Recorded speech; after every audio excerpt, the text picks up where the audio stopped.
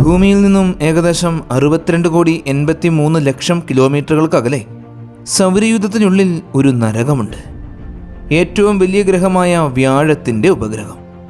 സൗരയൂഥത്തിലെ 4ാമത്തെ വലിപ്പം കൂടിയ ഉപഗ്രഹം. ഏതൊരു ഉപഗ്രഹത്തെക്കാളും ഉയർന്ന സാന്ദ്രതയും മറ്റു ഉപഗ്രഹങ്ങളെക്കാൾ ശക്തമായ ഉപരിതല ഗുരുത്വാകർഷണ ബലവും സൗരയൂഥത്തിൽ അറിയപ്പെടുന്ന മറ്റേതൊരു ജ്യോതിശാസ്ത്ര വസ്തുവിനേക്കാളും ആറ്റോമിക് അനുപാതമനുസരിച്ച് ഏറ്റവും കുറഞ്ഞ ജലസാന്ദ്രതയുമുള്ള ഉപഗ്രഹം. 400-ലും അധികം സജീവ അഗ്നിപർവ്വതങ്ങളിൽ നിന്നും നിരന്തരം പൊട്ടി ഒഴുകുന്ന തിളച്ചു മറഞ്ഞ ലാവ നിറഞ്ഞ വലിയ പുഴകളും കായലുകളും സമുദ്രങ്ങളും കൊണ്ട് നിറഞ്ഞ് തകർന്ന് വികൃതമായ ഉപരിതലമുള്ള ഭയാനകമായ അയോ എന്ന നരകം. നമ്മളിന്ന് കാണാൻ പോകുന്നത് സൗരയൂഥത്തിലെ ഈ നരകത്തെയാണ്.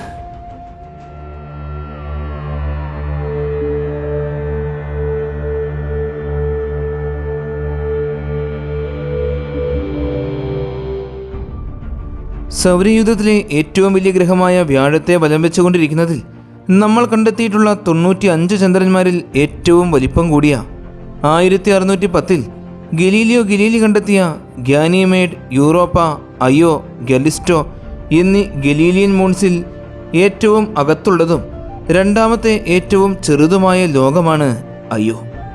നമ്മുടെ ചന്ദ്രനേക്കാളും അല്പം വലുതായ അയോ സൗരയൂഥത്തിലെ 4ാമത്തെ വലിയ ഉപഗ്രഹമാണ്. ജൂപ്പിറ്ററിൻ്റെ ഉപഗ്രഹങ്ങളിൽ ഏറ്റവും അടുത്തുകൂടെ ജൂപ്പിറ്ററിനെ വലം വയ്ക്കുന്ന ഒരു ഉപഗ്രഹമാണ് അയോ.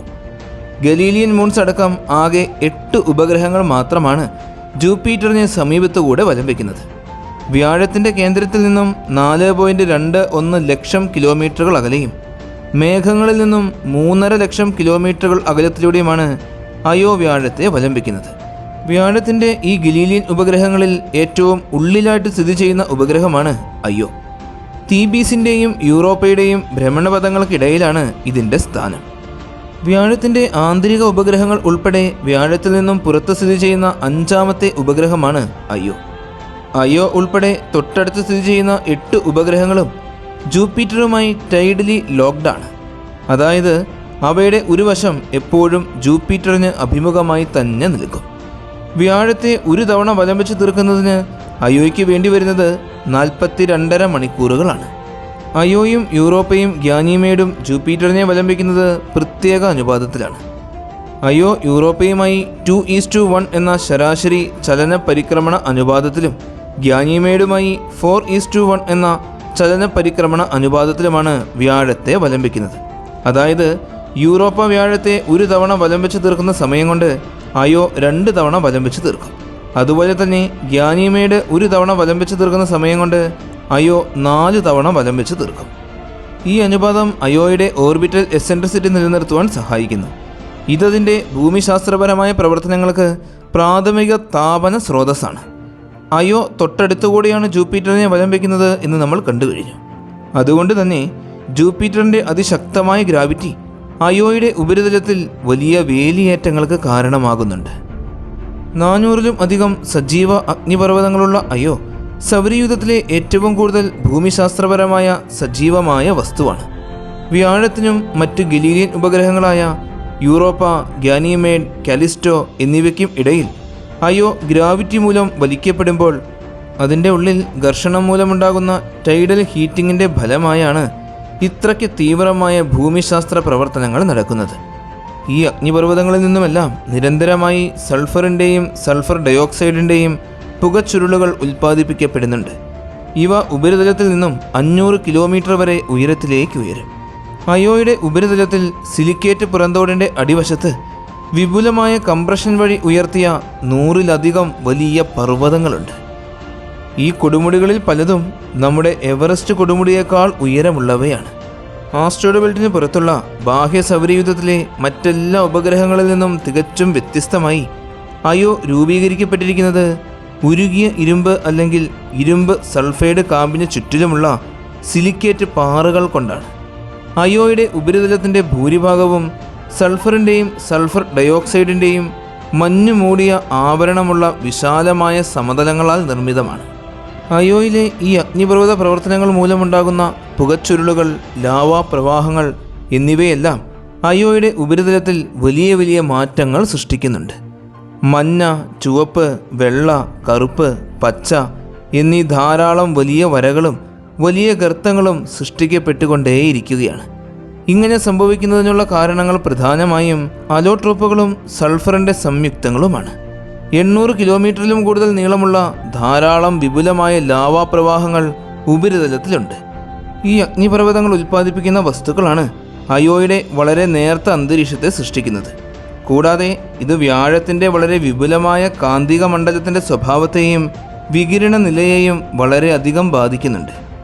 അയോയുടെ അഗ്നിപർവ്വതത്തിൽ നിന്നും പുറപ്പെടുന്ന വസ്തുക്കൾ വ്യാഴത്തിനു ചുറ്റിലും വലിയ തീവ്രമായ പ്ലാസ്മ ടോറസ് ഉൽപ്പാദിപ്പിക്കുകയും അയോയുടെ ചുറ്റിലും പ്രതികൂലമായ വികിരണ അന്തരീക്ഷം സൃഷ്ടിക്കുകയും ചെയ്യുന്നു. ജൂപ്പിറ്ററിൻ്റെ 95 ഉപഗ്രഹങ്ങളിൽ ഏറ്റവും വലിപ്പം കൂടിയ മൂന്നാമത്തെ ഉപഗ്രഹവും സൗരയൂഥത്തിലെ 4ാമത്തെ വലിയ ഉപഗ്രഹവുമായ അയോയുടെ വലിപ്പവും മാസും സാന്ദ്രതയുമെല്ലാം നമ്മുടെ ചന്ദ്രന് സമാനമാണ്. അതുകൊണ്ട് തന്നെ ഗുരുത്വാകർഷണ ബലം ചന്ദ്രനെപ്പോലെ തന്നെയാണ്. സൂര്യനിൽ നിന്നും ഇത്രത്തോളം അകലത്തിൽ സ്ഥിതി ചെയ്യുന്നത് കൊണ്ട് തന്നെ ജൂപ്പിറ്ററിൻ്റെ മറ്റെല്ലാ ഉപഗ്രഹങ്ങളും മഞ്ഞു മൂടിയ ലോകമാണ്. എന്നാൽ അയോയുടെ ഉപരിതലം മാത്രം സിലിക്കേറ്റും മറ്റു ലോക പദാർത്ഥങ്ങളും നിറഞ്ഞതാണ്. അതുകൊണ്ട് തന്നെ സൗരയൂഥത്തിൽ ഏറ്റവും കുറച്ച് ജലാംശമുള്ള ബഹിരാകാശ വസ്തുവാണ് അയോ. ഇതെല്ലാം മറ്റു സകല വസ്തുക്കളിൽ നിന്നും അയോയെ വ്യത്യസ്തമാക്കുന്ന പ്രത്യേകതകളാണ്. ഇനി നമുക്ക് അയോയുടെ ആന്തരിക ഘടന കാണാം. കോറ് നിർമ്മിക്കപ്പെട്ടിരിക്കുന്നത് അയോൺ സൾഫൈഡ് കൊണ്ടാണ്. എന്നാൽ അയോയുടെ കോറ് നമ്മുടെ ഭൂമിയുടെ കോറ് പോലെ തിളച്ചുമറിയുന്ന ഒന്നായിരിക്കുകയില്ല.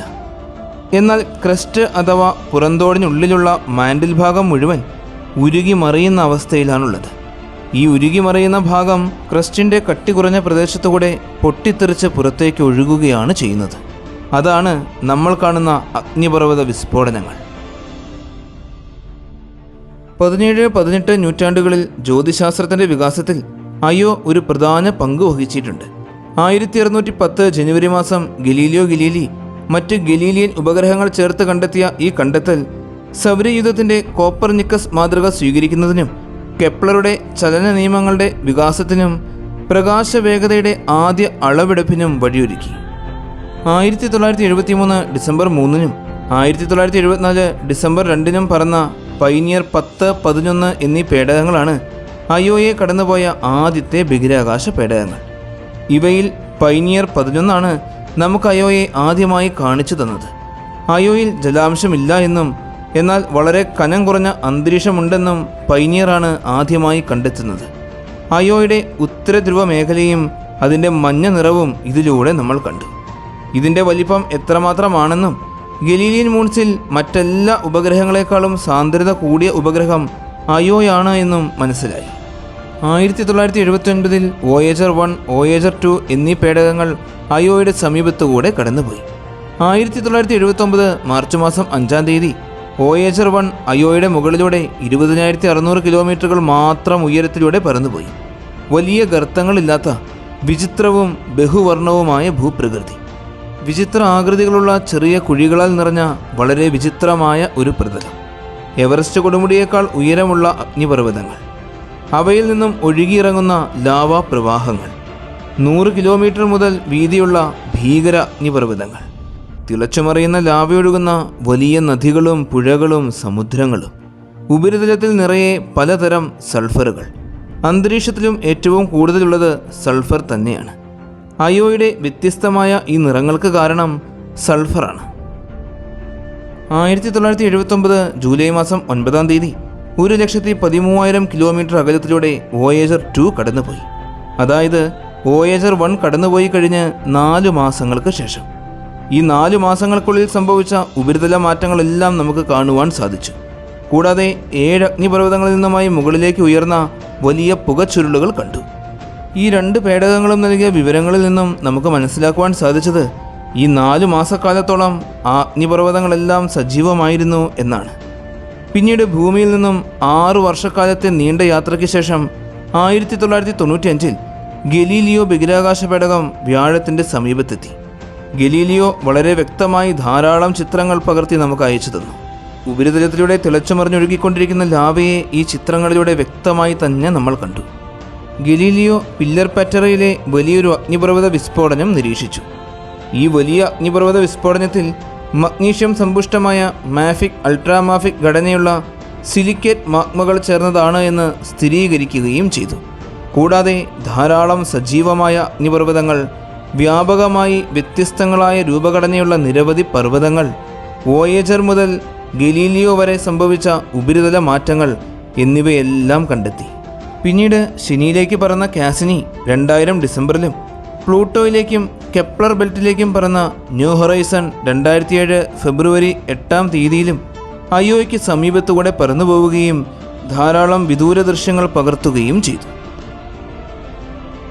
പിന്നീട് 2011 വിക്ഷേപിച്ച ജൂണോ എന്ന ബഹിരാകാശ പേടകം 2016 ജൂലൈ മാസം 5-ാം തീയതി വ്യാഴത്തിൻ്റെ തൊട്ട് സമീപത്തുള്ള ഭ്രമണപഥത്തിൽ പ്രവേശിച്ചു. വ്യാഴത്തെക്കുറിച്ച് പഠനങ്ങൾ നടത്തുന്നതിനു വേണ്ടി വിക്ഷേപിച്ച ജൂണോ വ്യാഴത്തിൻ്റെ ഗലീലിയൻ ഉപഗ്രഹങ്ങളുടെ തൊട്ട് സമീപത്തുകൂടെ പറന്നുപോയി. 2022 2023 അയോയുടെ സമീപത്തുകൂടെ പറന്നു. 2023 ഡിസംബർ 30 2024 ഫെബ്രുവരി 3 അയോയുടെ 1500 കിലോമീറ്റർ മാത്രം ഉയരത്തിലൂടെ പറന്നുപോയി. അയോയുടെ ഗുരുത്വാകർഷണ ബലത്തെക്കുറിച്ചും ഉപരിതലത്തിൽ സംഭവിച്ചുകൊണ്ടിരിക്കുന്ന മാറ്റങ്ങളെക്കുറിച്ചും പഠനങ്ങൾ നടത്തി. ഇതോടൊപ്പം തന്നെ അയോയുടെ ഉപരിതലത്തിൽ ഉടനീളമുള്ള സൾഫർ ഡയോക്സൈഡിൻ്റെ മഞ്ഞിൻ്റെ മാപ്പിങ്ങും സൂര്യപ്രകാശത്തെ ആഗിരണം ചെയ്തുകൊണ്ടിരിക്കുന്ന ചെറിയ ഉപരിതല ഘടനകളുടെ മാപ്പിങ്ങും നടത്തി. അയോയുടെ ഉപരിതലം നിറയെ നിരവധി നിറങ്ങളാണ്. സൾഫർ മൂലം ഉപരിതലം മഞ്ഞയായിട്ടാണ് കാണുന്നത് എങ്കിലും ചിലയിടത്ത് വെളുത്ത നിറമുണ്ട്. സൾഫർ ഡയോക്സൈഡിൻ്റെ മഞ്ഞ് കാരണമാണ് വെള്ള നിറം കാണുന്നത്. ധ്രുവങ്ങളിൽ തവിട്ട് നിറമാണ്. സൾഫറിൽ അതിശക്തമായ റേഡിയേഷൻ പതിക്കുന്നത് കൊണ്ടാണ് ഈ നിറം രൂപപ്പെടുന്നത്. പിന്നെ വലിയ അഗ്നിപർവ്വത വിസ്ഫോടനങ്ങളുടെ ഫലമായി വലിയ തരത്തിൽ പുകച്ചുരുളുകൾ മുകളിലേക്ക് ഉയരുമ്പോൾ അവ ചുവപ്പ് നിറത്തിലാണ് കാണപ്പെടുന്നത്. ഇനി നമുക്ക് അയോയിലെ അഗ്നിപർവ്വതങ്ങളെ കാണാം. ഏറ്റവും വലിപ്പം കൂടിയ അഗ്നിപർവ്വതം ലോക്കി പറ്റേറിയ ആണ്. അയോയുടെ 25% ചൂടിനുള്ള പ്രധാന കാരണവും ഈ ഒരൊറ്റ അഗ്നിപർവ്വതമാണ്. ഇതിലൂടെ ലാവ പുറത്തേക്ക് വരുന്ന വായുഭാഗത്തിന് മാത്രം 202 കിലോമീറ്ററോളമാണ് വലിപ്പം. ട്വാൻ സ്റ്റാർ എന്ന അഗ്നിപർവ്വതമാണ് അടുത്ത വലിയ അഗ്നിപർവ്വതം. ട്വാൻ സ്റ്റാർ അഗ്നിപർവ്വതം പൊട്ടിത്തെറിക്കുന്ന കാഴ്ച ന്യൂ ഹൊറൈസൺ ബഹിരാകാശ പേടകം പകർത്തി നമുക്ക് അയച്ചു തന്നിട്ടുണ്ട്. ഈ അഗ്നിപർവ്വതങ്ങൾ കൂടാതെ വലിയ പർവ്വതനിരകളും അയോയിലുണ്ട്. ബൂബോൾ മൗണ്ട്സ് എന്ന പർവ്വതമാണ് 18 മീറ്ററോളം ഉയരമുള്ള ഏറ്റവും വലിപ്പം കൂടിയ പർവ്വതം. അയോയിലെ എന്തെല്ലാം വിചിത്ര കാഴ്ചകൾ നമ്മൾ ഇതിനോടകം കണ്ടു കഴിഞ്ഞു അല്ലേ?